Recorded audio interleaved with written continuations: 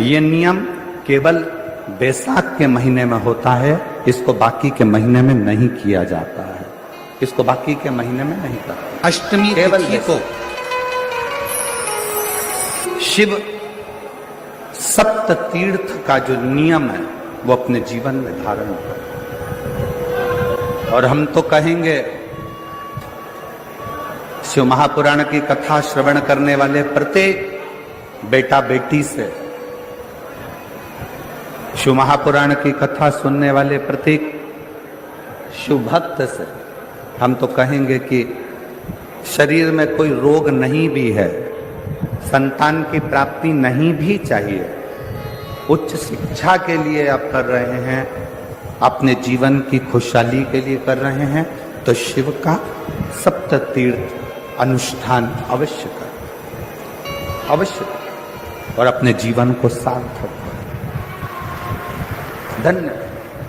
बैसाख के महीने में शिव सप्त तीर्थ का बड़ा महत्व है। जिस नारी को 30 साल हो गए हों, बच्चे नहीं हों, 35 साल हो गए हों, संतान नहीं हो, 25 साल हो गए, 20 साल हो गए, संतान का सुख ना हो,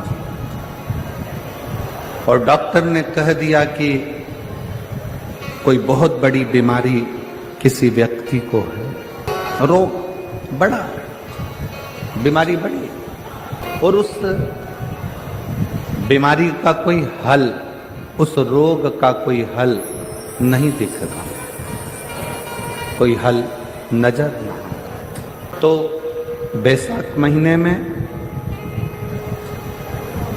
शिव सप्त तीर्थ का एक अनुष्ठान अपने जीवन में जरूर करें।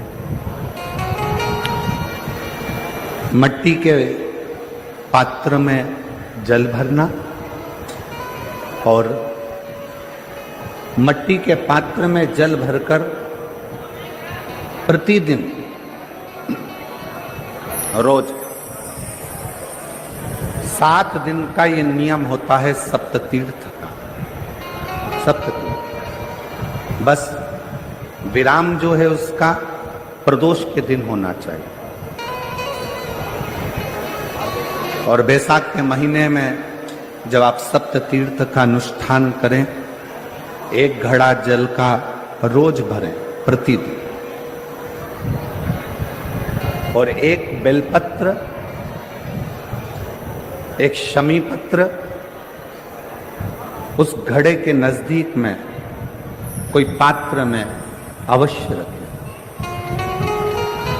पात्र को, जो जल का घड़ा है, जल का पात्र है, उसको मट्टी के ही दीप से या कोई श्वेत वस्त्र जिसको मला गया हो, धोया गया हो, साफ हो, उस वस्त्र से ढक दें।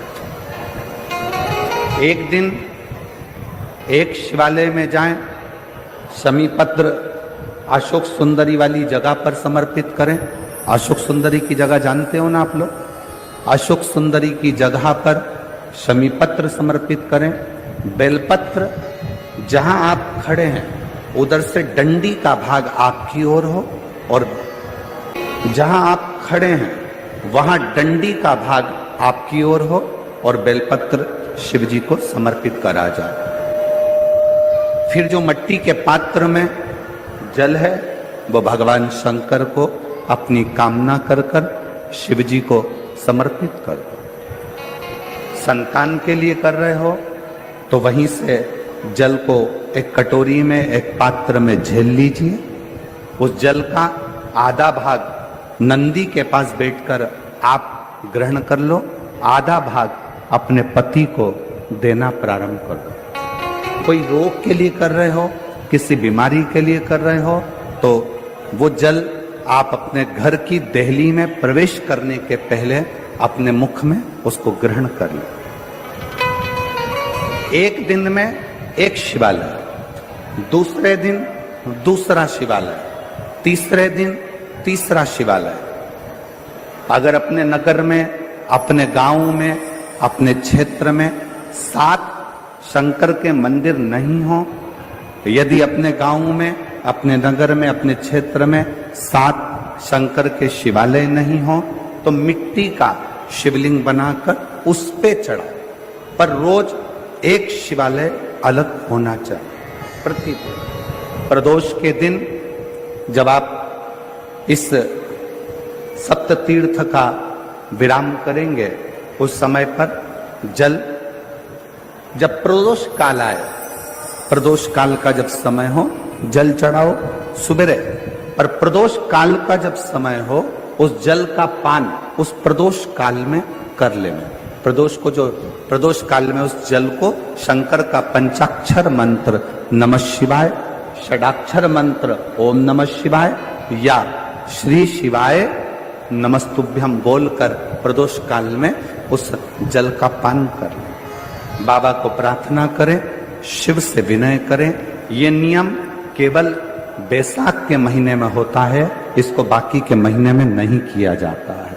बैसाख का महीना चल रहा है, शंकर के शिवालय में जाओ। शिव के शिवालय में 3 स्थानों का स्पर्श अवश्य। किसी किसी मंदिर में शंकर जी के शिवलिंग को छूने नहीं देते, जैसे दक्षिण साइड में, साउथ में। तो अपने ही घर में जो शिवलिंग है उसके 3 स्थानों का स्पर्श अवश्य करें। समझिए, पहला शंकर भगवान के जहाँ से जल बहता है उस स्थान का, ये जलाधारी है, जल बहता है, ये शिवलिंग है। यहाँ से जो पानी नीचे की ओर जाता है उस स्थान का स्पर्श अवश्य करें। दूसरा, शिवलिंग का जो गोल भाग है उस गोल भाग में कहीं पर भी अपनी हथेली का स्पर्श अवश्य करें। तीसरा, शंकर भगवान के शिवलिंग का जो ऊपर का भाग है वहाँ अपने अस्त्र का स्पर्श अवश्य करें। तीनों स्थान पर ब्रह्मा, विष्णु और महेश का स्मरण करते हुए जब बैसाख महीने में आप शंकर भगवान को जल समर्पित करें। शिव जी को जब बैसाख के महीने में जल दिया जाए तो दोनों हाथ से अंजलि में कलश रखकर शंकर भगवान की अपने हाथ की अंजलि में जल रखकर शिव जी को जल अवश्य समर्पित करें। शिवरात्रि के बैसाख महीने की शिवरात्रि पड़े, बैसाख महीने की प्रदोष पड़े, तो एक बेलपत्र शंकर को अवश्य समर्पित करें। मान लो गर्मी बहुत तेज है, पेड़ों पर बेलपत्र नहीं मिले, तो एक दुर्वा शिव को अवश्य समर्पित करें।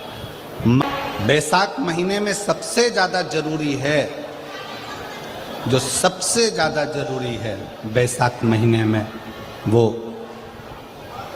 जलाशय अर्थात अपने घर के नज़दीक में कोई पानी का स्थान हो, जलाशय हो, वहाँ का जल शिव को समर्पित करना, या शिव के नंदी के पास में। और शिव जी को तो जल समर्पित करो, शंकर भगवान ओघड़दानी शिव, जिनका चढ़ा हुआ जल केवल मात्र स्पर्श, आचमन, दर्शन आपका और हमारा कल्याण कर। महत्व है बैसाख महीने का। स्कंद पुराण में बैसाख महत्तम कहा गया। शिव महापुराण में भी बैसाख के महत्व का वर्णन किया गया। अग्नि पुराण में भी बैसाख का महत्व दर्शाया। कितना, क्यों इतना महत्व? जिसको माधव मास भी कहते हैं, बैसाख को केवल बैसाख मास में माधव मास भी कहा जाता है। कितना महत्व उसका, कितना? क्योंकि सतयुग, त्रेता, द्वापर और कलयुग, ये 4 युग जो हैं, इसमें सतयुग, त्रेता, द्वापर और कली। उसमें जो त्रेता युग है उसका जो प्रारंभ हुआ था वो यही बैसाख के महीने से प्रारंभ हुआ था, माधव मास से प्रारंभ हुआ था। और इस पवित्र मास में कुर्मा अवतार, हयग्रीव अवतार, नरसिंह अवतार, नरनारायण अवतार, परशुराम अवतार, गंगा अवतार, ये सारे अवतार भगवान नारायण ने, भगवान विष्णु ने, मेरे शंकर भगवान ने ब्रह्मेश्वर अवतार, ओमकार अवतार, मल्लिकार्जुन अवतार, भीमाशंकर अवतार मेरे शिव ने इसी बैसाख के महीने में प्राप्त किया। और उसी बैसाख महीने की मात्र एक शिवरात्रि का स्मरण कर लेना, मात्र एक शिवरात्रि के दिन भगवान शंकर पर एक लोटा जल समर्पित कर देना, मात्र शिवरात्रि के दिन भगवान शिव की आराधना कर लेना या शंकर का भजन कर लेना, स्मरण कर लेना, शंकर को बेलपत्री का प्राप्त किया गया जल प्रदान कर देना, उसकी क्या महत्ता हो। ये बैसाख का महीना चल रहा है। बैसाख के महीने में मिट्टी के पात्र में जल रखा जाता है और मिट्टी के पात्र का जल शिव जी को समर्पित किया जाता है। बैसाख चरित्र स्कंद पुराण में उठाकर पढ़ना कि आखिर मिट्टी के पात्र का जल बैसाख के महीने में शंकर को क्यों चढ़ाया जाता है। अगर मिट्टी का पात्र भी नहीं हो, तुम्हारे घर में मटका हो, सुरई हो, वो भी नहीं हो, तो एक दिए में मिट्टी के पानी भर लो और वो पानी तांबे के कलश के अंदर जो पानी है उसमें मिला लो। पर मिट्टी का जल शिवजी को क्यों चढ़ाया जाता है?